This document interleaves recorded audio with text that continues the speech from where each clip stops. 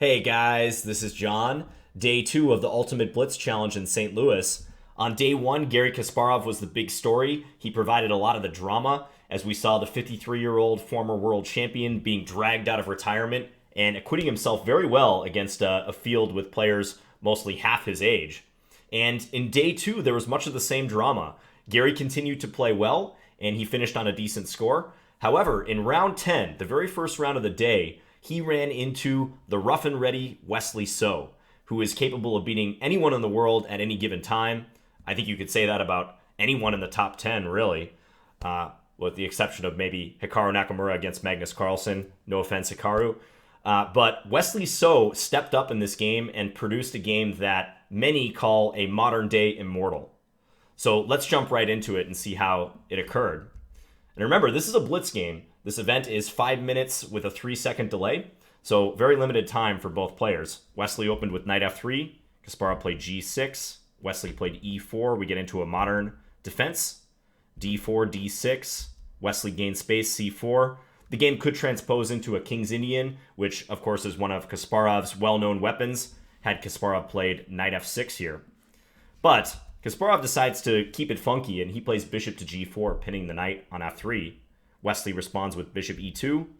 Kasparov continues to play provocatively, knight c6. Now there's this threat of trading on f3, followed by taking the pawn on d4. And I think most players would be compelled to play a move like bishop e3 to defend the pawn, maybe d5 to advance and attack the knight. But Wesley played an intriguing move. He played knight bd2. And this indirectly defends the d-pawn, because if black does chop on d4, so knight takes d4, he's going to run into knight takes d4, and all of a sudden black's bishop on g4 is loose. If bishop takes d4, bishop takes g4 will just be an extra piece for white. And if bishop takes e2, white can retreat the knight, play knight takes e2, and save the piece. So knight bd2, creative move to secure the pawn.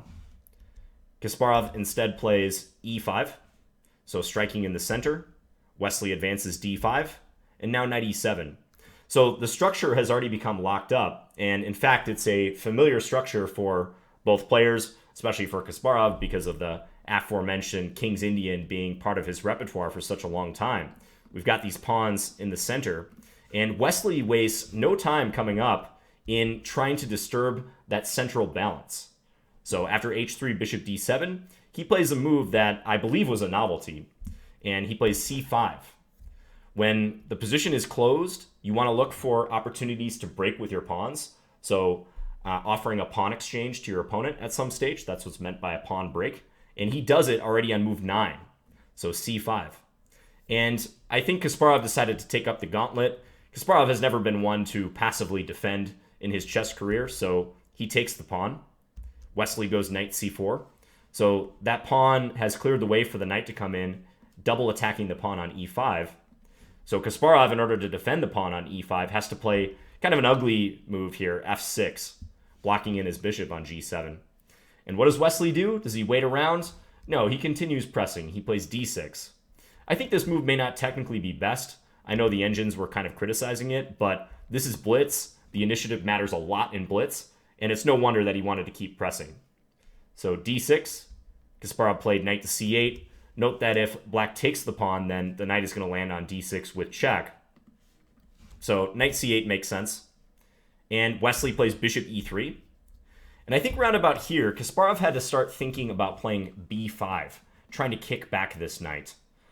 You'll see that this knight proves to be a big bother coming up. So b5 might have been a good opportunity to at least make it leave for now. Although I think white has excellent compensation for the pawn regardless.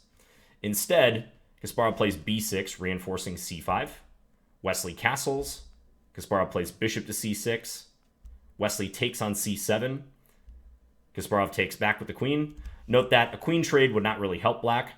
If you're on the defensive, sometimes you may think of a queen trade, trying to free up your position a little bit and get rid of some of your opponent's attacking resources. But that pawn on c7 is going to give black a lot of grief after a capture. You can see rook d8 already comes into play. So instead of that, he plays queen takes c7. And here is, I think, the first very interesting moment in the game, because Wesley played a move that, for a strong player, I don't think is so hard to find, but many people would not even consider this move in a long game. So white to move. We know white is down a pawn and therefore should seek the initiative. If you want to pause your video and figure out how white should play, feel free to do that now.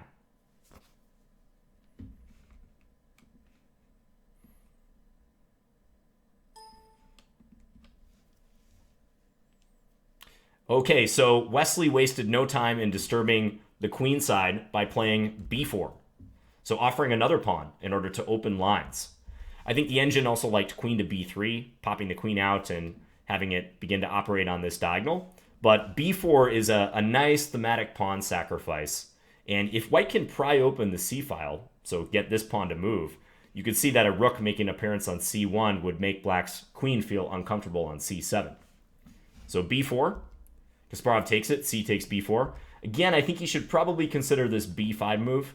Maybe even after b5 trying to lock up the position. Let's say Wesley's knight hops over here, maybe playing c4, looking to keep the position closed. I still don't like black's development and some of his pieces being bottled up like that bishop on g7, but at least he may be able to stem the tide for a while. But instead, he takes the pawn, c takes b4. Wesley plays rook c1, lining up against the queen. Kasparov plays knight e7, and black is ready to castle next move, so it's imperative that white keep his foot on the gas pedal, and he did exactly that by playing queen b3. And white is beginning to realize his optimal piece arrangement here. So queen b3, if black were to castle now, then he would run into discoveries like knight c takes e5. Also, knight takes b6, I'm sure is quite good going after the rook. But even taking here, just to illustrate some of the trouble that black will have with this pinned bishop on c6, let's say the king comes over here, take the bishop, knight takes, and then we can just pile on that piece. Queen a4, hitting the knight twice, knight e7, knight d4. If black continues bringing defenders, we've got everyone we can invite to the party and pile on. So not only can black fail to get his king out of the center, but he can also easily run afoul of this pinned bishop on c6. So after queen b3, Kasparov played h6, probably out of confusion and desperation, really. Not a whole lot here to do for black. h6, so Wesley calmly brings his rook into the play, rook fd1. Kasparov plays b5, finally trying to shift that knight. And here I'll ask you to pause the video again. If you haven't seen this game, you may not be aware of what white played next. So how would you continue the attack if you were white?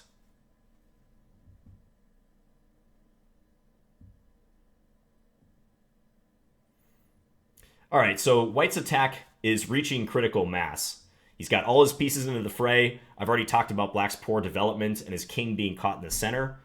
The ingredients are there to strike, and strike he did. He played knight c takes e5, sacrificing the knight, but not losing any time. So he's not bringing his knight back to b2 or d2, where it might even block his rook.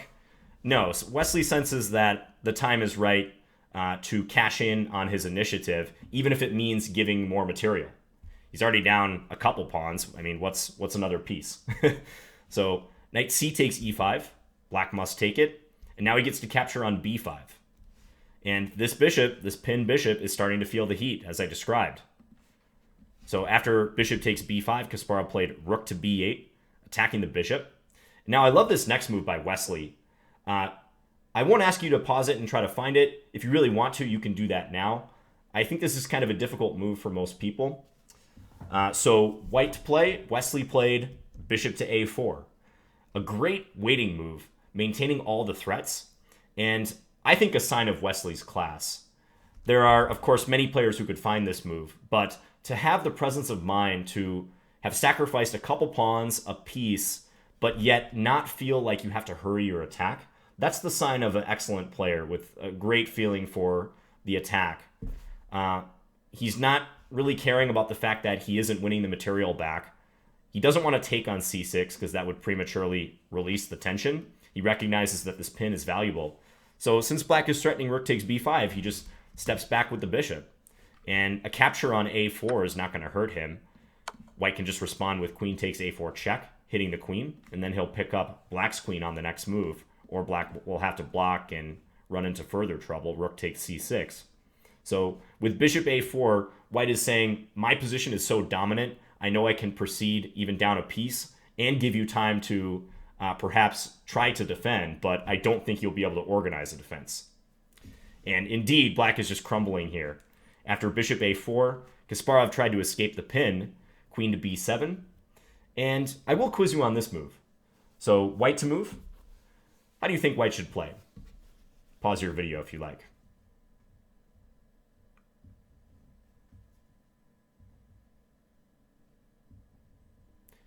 I think the move that Wesley played next is what made people compare this game to that of Paul Morphy, one of Paul Morphy's games. Because I know after the game was finished, Kasparov even said that he felt like he was one of the amateurs that Morphy used to crush in his heyday. And this next move bears a striking resemblance to the famous Paris Opera House game. So Wesley played rook takes c6, sacrificing the exchange on c6, just like Morphy did with rook takes d7 in that Opera House game. And the pin is stronger than the rook right now. White wants to keep this light square bishop because of the pressure it exerts on e8.